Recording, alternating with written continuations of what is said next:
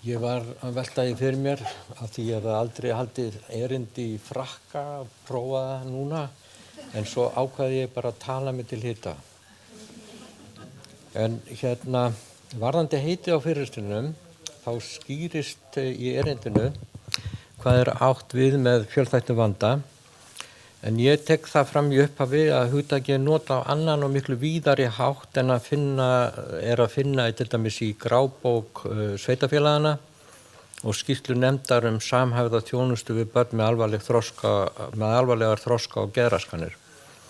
Það sem í raun verið að fjalla 10 til 15 börn á ári. Við höfum fengið innsýn inn í mikilvægi fyrstu æviárana í lífi barnsins og hvernig við getum lagað þjónustu að þörfum þeirra í mæðra- og ungbarnavernd. En mitt framlag hefur þrengra sjónarhorn að því leyti að ég er að fjalla afmarkaðan hóp barna sem að þjónustukerfið finnur með ýmsum hætti vegna frávika í þroska og eða hegðun. Erindi mitt dregur óhjákvæmilega dáma því að ég starfa á 3. stigs stofnun, það er svona disclaimer. En hugmyndafræðin sem unnið er eftir í þessu sambandi byggjar á þeirri grunnforsendu að því fyrr sem barn með þroskafrávik finnst, því fyrr sé hægt að hefja íhlutun eða snemmtaka íhlutun. Og því fyrr sem hægt er að hefjast handa í þessu efni á að gefa barni forskot borið saman við önnur börn sem uppgötva seint síðir, til dæmis ekki fyrir en í grunnskólanum og það þrátt fyrir alvarleg þroskafrávik. Þessi síðastnefndi hópur fær stundum takmarkaða þjónustu á leikskólaárunum og verður þannig af snemmtækri íhlutun. Mér dettur ekki í hug að halda því fram að við getum fundið öll börn sem þurfa þjónustu við á leikskólaárunum. En rannsóknir okkar á einhverfu gefa ótvírætt til kynna að við getum gert mun betur. Alvarlegt þroskafrávik á hvaða aldri sem það greinist með formlegum hætti er einnig kallað þroskaröskun í daglegu tali, enda nái frávikið greiningaskilmerkum fyrir ICD-10 eða greiningar og flokkunarkerfi Alþjóðaheilbrigðismálastofnunar. Leið og sett hefur verið greining, jafnvel þó það sé aðeins til bráðabirgða, þá er það oftast vísbending að það þurfa að hefjast handa með íhlutun. En það fylgir einn böggull skammri við eftir því sem við finnum börnin fyrr, því óljósari verður greiningin og því mikilvægara að endurmeta barnið á einhverjum tíma liðnum. Þetta sést til dæmis glögglega þegar skimaður fyrir einhverfu við 18 mánaða aldur. Slík próf hafa takmarkað næmi og skila of mörgum falskt jákvæðum á þeim aldri. Það er einmitt þess vegna sem að Sigríður Lóa Jónsdóttir, kollegi minn og félagar ákváðu að rannsaka tiltekið skimunartæki fyrir einhverfu við 30 mánaða aldur í samráði við heilsugæsluna á höfuðborgarsvæðinu.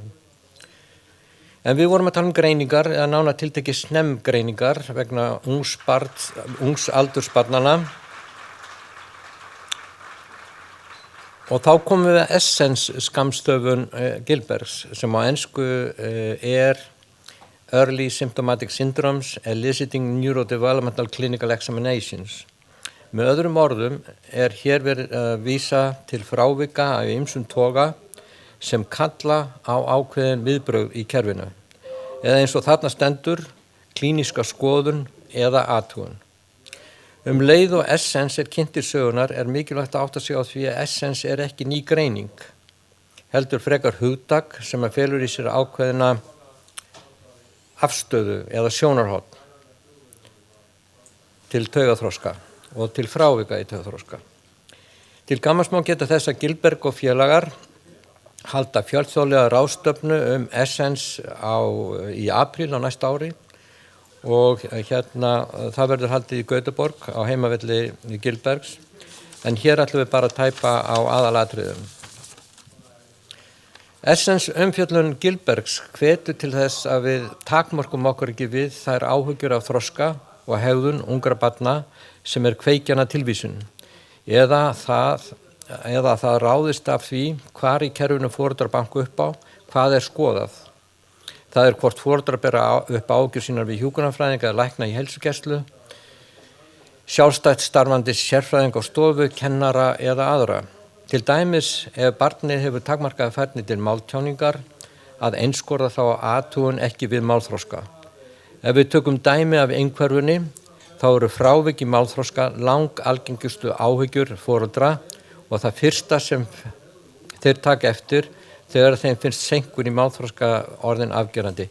Þetta rosalega truflandi. Allt það. Í einni rannsókn Gilbergs og félaga hjá börnum á leikskólaaldri með einhverfurófsröskun voru 78% með málþroskavandamál. Það sama á við seinkun í hreyfiþroska eða önnur þroskafrávik eða jafnvel kvíða. Það þarf að skyggnast og skoða heildarmyndina en ekki aðeins tilefni áhyggna sem oft verða að tilvísun. Ef við ættum að íslenska þessi skilaboð Gilbergs og þó þar gæti nokkur einföldunar, þá getum við sagt að þegar kemur að frávikum í taugaþroska þá sé sjaldan ein báranstök og það eru mín skilaboð hérna í hnotskurn. Og við sem störfum á þessum vettvangi þurfum að vera meðvituð það.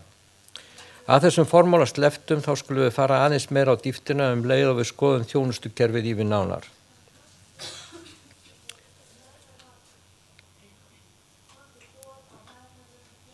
Þarna koma fyrir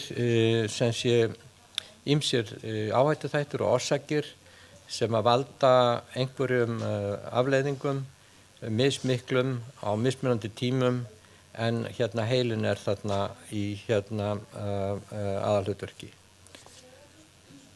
Og þetta getur gerst á ýmsum tímum og þetta getur gerst á ýmsum stöðum. Fyrstu áhyggjur foreldra eru oft tilefni til þess að farið í rannsóknir eða reyndar áhyggjur annara sem gætu verið þá í heilsugæslunni ef allt fer vel. Nú, ef við tökum svo bara örfá dæmi helstu birtingaform frávika í taugaþroska þá þetta mikill listi og ég einfeldaði mér þennan lista með því að setja rautt á þarna 3 efstu flokkana sem eru nákvæmlega viðfangsefni greiningar og ráðgjafarstöðvar ríkisins umfram annað. Það þýðir þó ekki að hitt kom ekki við sögu vegna þess að við getum bent á hvert einasta atriði sem að þarna tilgreint sem að gæmi við sögu hjá skjólstæðingum okkar. Nú, þessi upptalning á greiningum raunveruleg og upp úr skýrslu tiltekins barns. Þetta eru mikilvægar upplýsingar eins og sjá má barnið ótvírætt með fjölþættan vanda. Greiningarnar gefa einhverjar vísbendingar þjónustuþarfir en eru ekki hjálplegar við að skilgreina þarfir að öðru leyti. Þessar ICD-10 greiningarniðurstöður eru samt notaðar til þess að úthluta fjármagni varðandi umönnunargreiðslur en einnig að einhver leyti varðandi stuðning í leikskóla og fyrirgreiðslu í félagsþjónustunni. Hins vegar var þessu kerfi alls ekki ætlað það hlutverk. Nú að byggjast upp samstaða að rjúfa tengsl ICD-10 kerfisins við ferlið sem að skilgreinir þarfir barna eða fjármagn til þjónustu hér á landi og þá sést fólk ekki fyrir í gagnrýni sinni á fjölþjóðleg greiningarkerfi og vill helst henda þeim líka. Sem mikill misskilningur að mínu mati þar sem að mikið af rannsóknum okkar einmitt byggja á þeim. Kemur Gilberg aftur, örflítinn tilvitnun í Gilberg þar sem að kemur fram að þegar einhverfurófsröskun annars vegar þá stendur hún nánast aldrei ein og sér. Þarna eru ýmis atriði nefnd til viðbótar og það sem gladdi mig umfram annað að þarna þunglindi og kvíði með á listanum. Nú frá sama tíma erum við með óbirt efni frá Greiningarstofu BUGL þar sem að kemur fram að 98,4% af þessum hópi sem að þarna var rannsakaður var með fleiri en eina greiningu. Þannig að það sá raunveruleiki sem að við okkur blasir. Ef við tökum birt efni þá hér aftur verið að rannsaka börn sem að greindust seint með einhverfurófsröskun og það er verið að skoða hvaða áhrif ADHD umfram einhverfuna hefur áhrif á aðlögunarfærni. Hvernig sem sé ADHD umfram plus ASD hefur áhrif á einhverju hefur áhrif á aðlögunarfærni. Svo ég segi þetta nú einu sinni rétt, þá erum við að skoða þarna þessi tengsl af ADHD fyrst og fremst á aðlögunarfærni, með eða án, það er sem sé einhverfurófsröskun með eða án ADHD. Loksins kom þetta rétt. En allavega, seint það að greinast seint, þýðir náttúrulega bara eftir orðan og hljóðan, 7-17 ára, það er seint. En þau eru að greinast þarna á grunnskólaárunum og allt fram á framhaldsskóla og þarna kemur í ljós að það eru 2/3 hluta þeirra sem eru með ADHD viðbótar einhverfunni. Þannig að þessi samsláttur einkenna, hann er raunverulegur og er langt því frá bundinn einhverfu. Nú, svona er þetta kerfi sem á að finna frávik í taugaþroska. Ég ætla aðeins að nefna þarna þessar skammstafanir, þarna stendur HHS, það er fyrir þroska- og hegðunarstöð, HTI stendur fyrir heyrnar- og talmeinastöð Íslands og svo erum við með BSH sem er Barnaspítali Hringsins. Að öðru leyti skýrist þetta sjálft. Nú, þetta einhver hluti barnanna finnst í reglubundnu eftirliti heilsugæslunnar eða að fólk ber sig upp með áhyggjur sínar þar. Annar hlutir finnst í leikskólum landsins og oft er samvinna milli heilsugæslu og leikskóla hvernig áhyggjur foreldra eða fagmanna eru höndlaðar.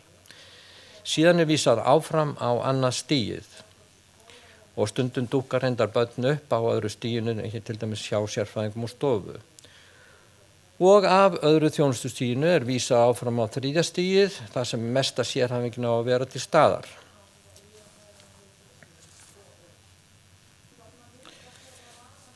Hér er annað líkan sem notað er til að sýna þrískiptingu heilbrigðisþjónustuna og það sem eftir lifir erindisins, þá set ég allt mitt traust á Ríkisendurskoðun. Þessi píramídi þeirra í skýrslunni sinni er komin frá BUGL frá 2014, það er að segja kynningabæklingi BUGL og skýrslu frá 2004. Þarna koma við sögu ný hugtök eins og þið sjáið. Það er grunnþjónusta, ítarþjónusta og sérþjónusta og í smáaletrinu stendur að þessar hlutfallstölur gefi aðeins grófa mynd af þjónustuþörfinni hér á landi á grundvelli erlendra rannsókna.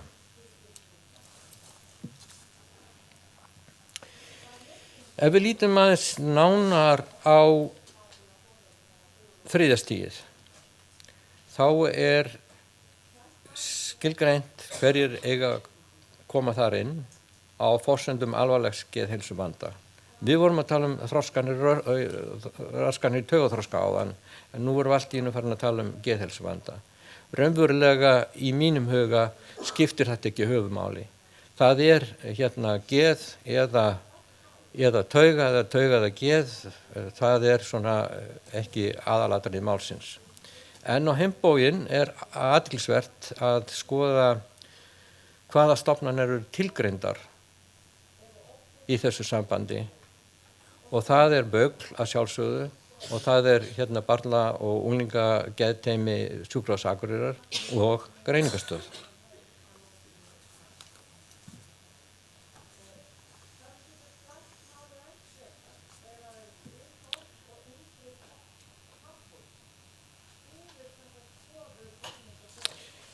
Nú, athugasemdir Ríkisendurskoðunar.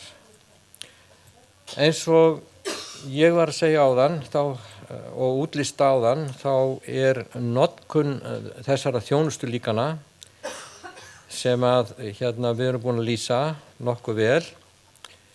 og áætlaður fjöldi sem að færist þarna á milli þjónustustiga. Þetta hefur víðtækt notagildi og sparar mikinn tíma þegar að rætt skipulag þjónustu við börn. Það kemur því eins og skrættin úr sauðarleggnum þegar að Ríkisendurskoðun bendir á að þessi þrískipting eigi sér ekki stoð í lögum, reglum, tilmælum eða formlegum leiðbeiningum stjórnvalda. Það setti að mér hroll. Ennfremur voru viðbótar skilaboð sem vörðuðu sérstaklega greiningar og ráðgjafarstöð. Það sem að segir að lögin séu gömul, það þurfi að endurskoða lögin og það svona huggulega orðað vegna þess að þau áttu að endurskoðast í lok árs 2007 í síðasta lagi og nú 2017 giska. Nú, svo hefur það gerst að tvisvar sinnum á skömmum tíma hefur Ríkisendurskoðun getið þess sérstaklega í skýrslum sínum að greiningarstöð sé ekki gert kleift að uppfylla lögbundið hlutverk sitt. Þannig að af þessu verður að draga þá ályktun að það þurfi að styrkja þriðja þjónustustigið. Og að lokum hérna svona tilraun okkar til þess að finna út frá algengi einstakra þroskaraskana hvað stór hluti úr árgangi eigi að koma á greiningarstöð. Og þetta var árið 2009 og við lagðum okkur virkilega fram og komumst að þessari merku niðurstöðu að það væri cirka 3,5%. Þetta var svona ágætis æfing og við gerum aðra æfingu fyrir skömmu og komumst að aðeins annari niðurstöðu, bæði vegna hækkandi algengis einhverfu og meiri eftirspurn eftir þjónustunni. Þannig að nú erum við komin upp í 4,5%. En hvar stoppar þetta? Hvenær erum við komin með á mikið? Þegar við erum komin í 5,5, 6,5, 7,5? Hvað það sem á að berast inn á þriðja þjónustustigi og það sérhæfðasta? Það spurningin. Af þessu sést hversu mikilvægt það að festa í sessi þrískiptingu þjónustunar þar sem hún forsenda þess að hægt sé að skilgreina nánar hreyfingar á milli þjónustustiga og eyða þar með þeirri óvissu sem ríkir á þessum vettvangi sem hefur meðal annars leitt til þess að einstaka stofnanir fara að skilgreina sjálfar hver skjólstæðingahópar þeirra eru sem kann ekki góðri lukku að stýra samkvæmt Ríkisendurskoðun. Og ég hef mikið trú á Ríkisendurskoðun eins og þið heyrið. Það verður mín lokaorð. Takk.